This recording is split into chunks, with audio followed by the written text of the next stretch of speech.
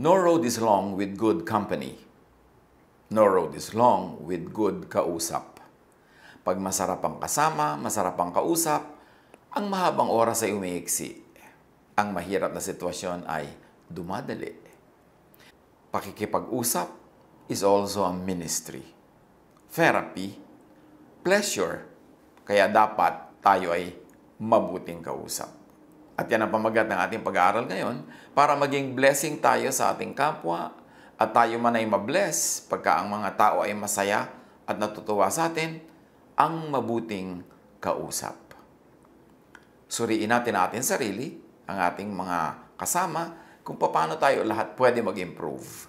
Because the room for improvement, sabi nga, is the biggest room in the world. Ang mabuting kausap, nakikinig. Good listener. Job 21:3, bear with me while I speak, and after I have spoken, mock on. Ito kasi si Job, maraming nangyaring hirap sa kanyang buhay, tapos yung mga kaibigan niyang dumating para siya damayan, ay actually sinisisi siya. At hindi siya makapagtapos ng kanyang sinasabi, sinisingitan, inuunahan siya para sabihin siya siguro ang may kasalanan, kaya nagkaganyan-ganyan ang kanyang buhay. So sabi niya, bear with me while I speak, patapusin niyo muna ako, makinig muna kayo. Ecclesiastes 3:7, there's a time to be silent and a time to speak. Speech is silver, silence is gold. Kung mahalaga ang pagsasalita, madalas mas mahalaga ang pananahimik at pakikinig na mabuti. It is good to speak, but it is better to listen. Because when we listen, we learn. Lumalawak ang ating pananaw, lumalalim ang ating runong, at gumaganda ang ating behavior, maging ang ating pagkatao. Ang mabuting kausap, hindi sumisingit para pangunahan ang nagsasalita. Yung iba naman, nagsasalita ka pa, tatapusin na nila yung sentence mo for you. Meron ka sanang sasabihin na medyo may climax, may konting surprise, uunahan ka na agad nung mga nakakaalam na ng sagot o nung nakakaalam na sasabihin mo. May mga sumisingit para lang patunayang alam na niya ang sasabihin pa lang ng nagsasalita. Wala namang natutuwa sa ganong sumisingit eh. Kasi naiinis pa nga sa'yo yung siningitan mo at kuminsan napepreskohan pa sa'yo yung mga nakikinig. Philippians 2:4, let each of you look not only to his own interests, look not only to his own itch to speak, but also to the interests of others to speak. In-apply natin sa speaking yung verse. Huwag lang yung gusto mo ang sundin mo. Huwag lang yung katinang yung dila. Huwag lang yung inip mo na tuloy, you will finish the sentence that other people are trying to finish. Tuloy, ipipreempt natin ang gusto nilang sabihin, uunahan pa natin sila. No, no, no, no. Hindi yan quality ng masarap kausap. Ang mabuting kausap, hindi pasikat. Hindi yung lagi mo sinasapawan ng sinasabi ng kapwa, dinadaig, tinatalo. Bigyan mo na siya ng moment na siya yung maging star. Bigyan mo na siya ng kanyang 5 moments or 5 seconds of fame. Huwag agawin agad yung limelight sa kanya.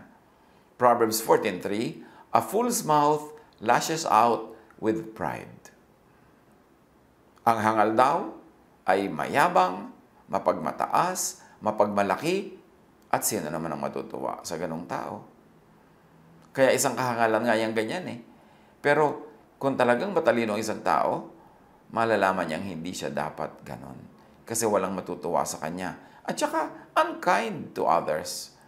To steal the limelight from them kung sila yung may performance. Sila yung nagsasalita, aagawan natin sila ng audience, aagawan natin sila ng magagandang lines. Psalm 17:10, they close up their callous hearts, and their mouths speak with arrogance.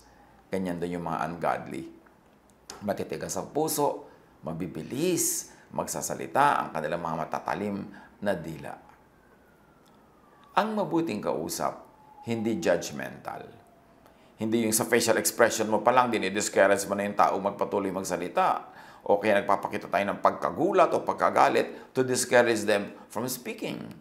O kaya binibigyan agad natin ng moral value yung sinasabi nila, kahit yung moral value na yun ay very personal lang to us at hindi naman siguro laging yun ang universal moral correctness na meron lang tayong bias about our morality, about our self-righteousness at ini-impose natin yun sa iba. Tulad ng mga kaibigan ni Job. Ang daming nangyari sa buhay ni Job na napakahirap, pero yun ay pagsubok, hindi parusa dahil meron siyang maling ginawa. Pero yung mga kaibigan niya na dumating pa daw para makiramay, hindi nagtagal, naninisi na sa kanya. Ipinagpipilitan na nila na si Job siguro may kasalanan, kaya dumating sa kanya ang maraming hirap.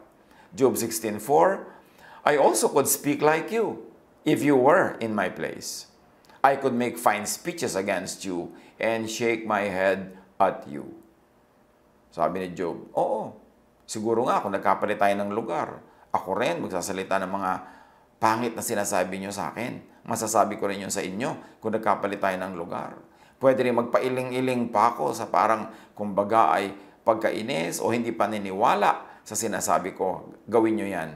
Pwede ko rin gawin sa inyo yan. Kasi talaga namang napakahirap ng pinagdaanan. Pero sana, huwag nyo nang dagdagan pa. Hayaan nyo na lang kung magsalita. Hayaan nyo kung makapaglabas ng aking dinidibdib, ng aking hinaing, ng aking sama ng loob, ng aking lungkot. Huwag nyo na akong daigin pa sa pagsasalita. Pwede ba ako na lang magsalita? Total, ako naman itong nahihirapan. Ako yung merong dapat ihinga. Matthew 7:1, do not judge, or you too will be judged.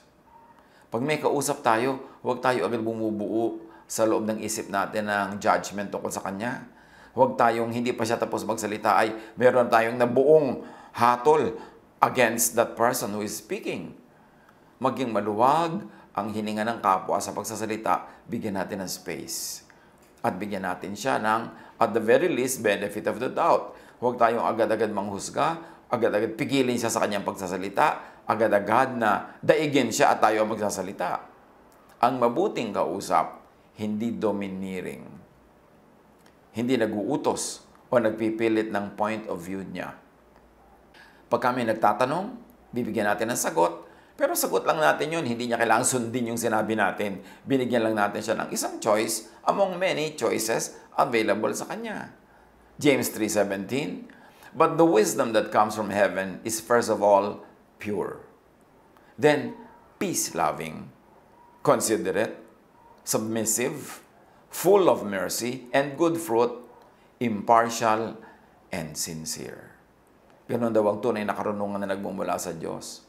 Dalisay, malinis, ang hinahanap ay katahimikan, hindi gulo, nagsasaalang-alang sa kapwa, hindi ipinagpipilitan ng sarili, mahabagin, maganda ang bunga, hindi biased, at ito ay matapat at malinis.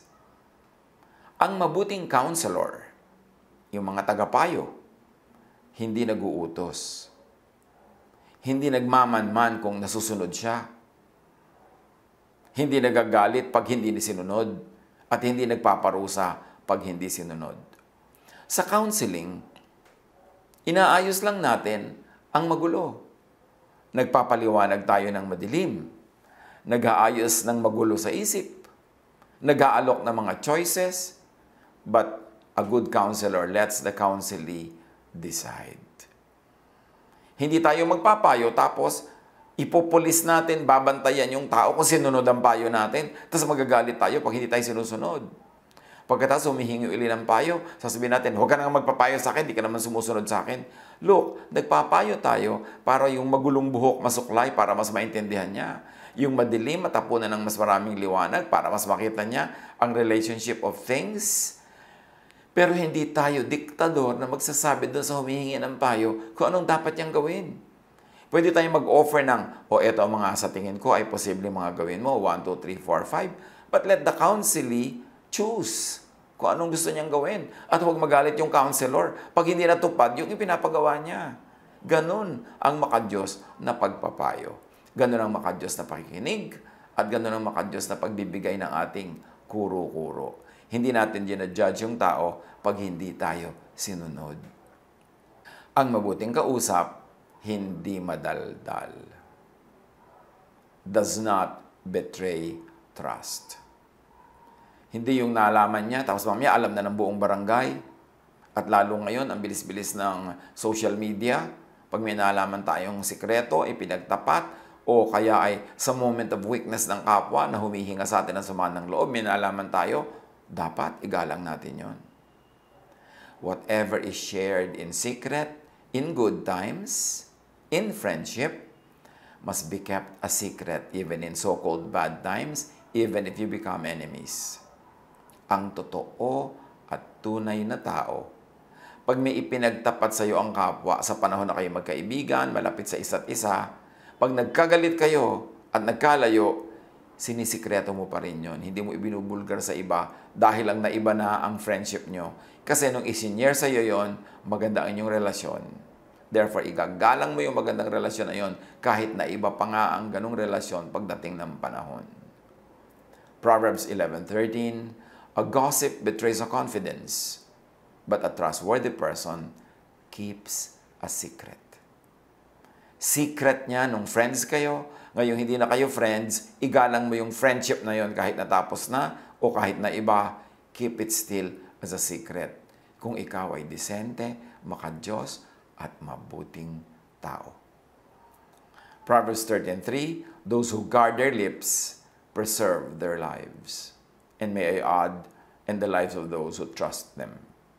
Pagka hindi tayo madaldal, hindi tayo nagbubulgar ng mga sikreto needlessly, yung sarili nating kaligtasan ay ating napapangalagaan, pati kaligtasan ng kapwa. Hindi tayo nagkakaroon ng mga needless enemies, hindi tayo nagkakaroon ng needless dangers na papasukin kung may magalit sa atin dahil tayo ay madaldal. At kung anak ng Diyos, hindi lahat ng iniisip ay sinasabi, lalo sa social media. Sa social media, ang dali-dali mag-away, ang dali-dali mag-disagree. Pero come on, nagba-Bible study kayo sa social media, sa Zoom conference, may Bible study, tapos mag-aaway. Tapos pagsasalitaan ng hindi maganda, ng masakit, magdi-display tayo ng pride, ng yabang, ng ating pagiging hypersensitive. It has no place in an online Bible class. It has no place in an online fellowship. Kasi dapat the Spirit of God governs us. At dahil sa social media, napakadaling ikalat ang baho, napakadaling ikalat ang sarili nating baho, sarili nating emosyon, mas maingat tayo dapat. Kasi pag nasabi na, kumalat na, hindi mo na mababawi pa. Mag-sorry ka man, pero hindi yan buong-buong nababawi. May natitira pa rin yan, nalulutang-lutang sa hangin. Kaya ang sabi ng Ephesians 4:29, do not let any unwholesome talk come out of your mouths, but only that which is helpful for building others up, according to their needs, that it may benefit those who listen. So, ang magandang kausap, ang mabuting kausap, binabantayan ang kanyang bibig. Ang sinasabi lang niya ay yung makakatulong, hindi yung makakasira sa kapwa. Ang sinasabi niya ay yung sensitive sa need ng iba, hindi sa sariling need niya lang. At ang kanyang iniisip, lahat ng kausap, pinag-uusapan, at makikinig ay makikinabang. Nakapakinabangan sa kanila pag bumuka ang ating bibig. Proverbs 20:19, a gossip betrays a confidence, so avoid anyone who talks too much. Pagka merong tao na masyadong madaldal, walang pag-aalinlangan at walang preno sa paninira ng kapwa, directly or indirectly, sa pagsasalita ng bagay na makakasira sa kapwa, iwasan daw ang ganong mga tao. Kasi yung ginagawa nila sa iba, gagawin nila sa iyo. Pag mabuti ang kausap, napapabuti ang kapwa. Mayroon namang kausap na mapapahamak ang kapwa imbes mapabuti. Sabi sa Romans 3:13, their throats are open graves. Their tongues practice deceit. The poison of vipers is on their lips. Yan daw mga tao masama magsalita, masama ang korte ng bibig, ang kanilang mga lalamunan ay parang mga libingan. Ang mga dila nila ay mapandaya, at ang kamandag ng mga ulupong ay nasa kanilang mga labi. Mabuti ka bang kausap? Masarap ka bang kausap? Psalm 119:103, How sweet are your words to my taste, sweeter than honey to my mouth. Ang blessed person, pag nagsasalita, blessed ang kapwang nakikinig. Proverbs 16:24, gracious words are a honeycomb, sweet to the soul, and healing to the bones. Lalo sa ministry, watch your words. Words should bless. Kung sa palagay mo ikay godly, sa palagay mo ikay leader, sa palagay mo ikay magaling, bantayan ang bibig. Yan ang tunay na sukatan. Hindi record, hindi body of works, hindi dami ng ministry, hindi dami ng sipag at nagawa, kundi paano naman magsalita. Nakakasakit ba o nakakabless? Many unpleasant words come from pride, lalo na pag may audience.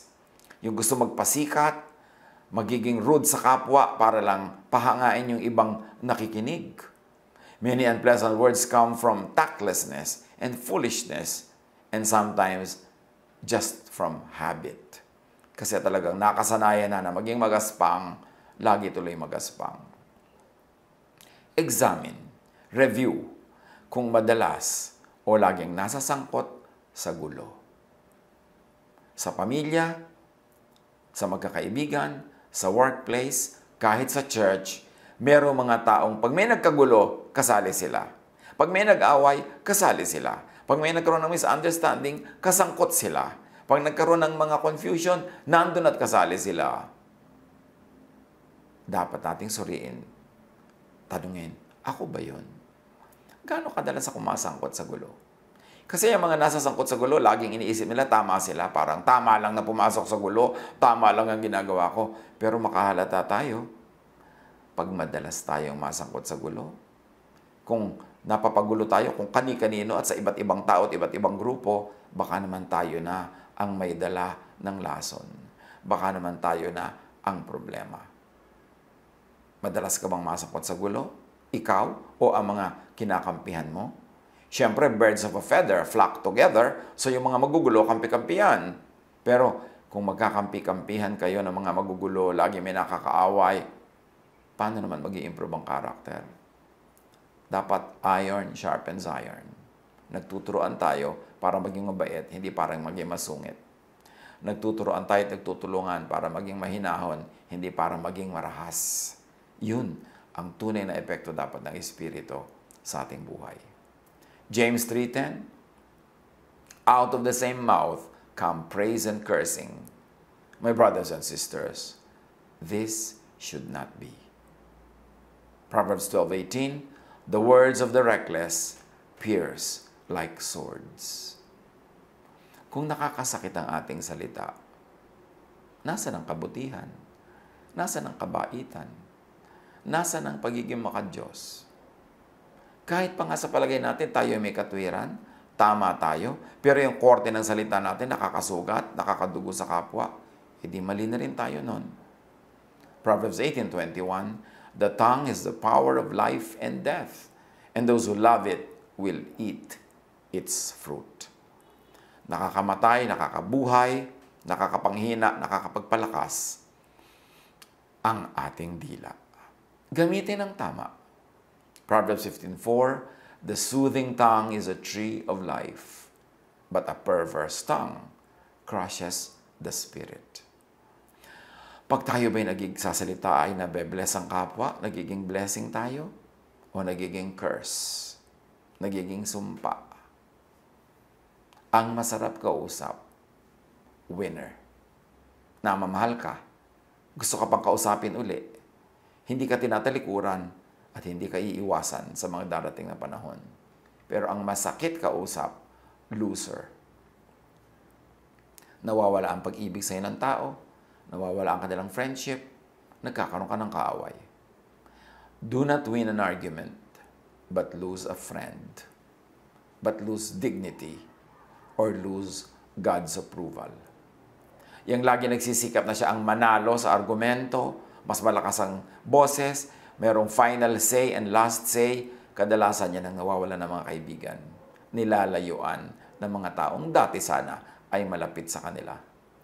Kaya sabi ni Jesus, tungkol sa mga salitang walang kabuluhan, mga salitang masakit at masama, Matthew 12:36, I promise you that on the day of judgment, everyone will have to account for every careless word they have spoken. Pananagutan natin, ipagsusulit ang bawat salitang namutawi sa ating labi na walang kwenta, walang katuturan, o walang kabutihan. Do not win an argument, but lose love, lose respect. Kung bubuka ang bibig, win na lang, wag na sa lose. Colossians 4:6, let your conversation be always full of grace, seasoned with salt, so that you may know how to answer everyone. Marami tayong goodwill na nawawala dahil pangit ang ating salita. Maraming pag-ibig, maraming pagkakaibigan, maraming blessing na sasayang, sinisira ng matalim na dila. Pero marami ring pag-ibig, maraming friendships, maraming blessing ang pwedeng akitin ng mabuting pananalita. Suriin natin.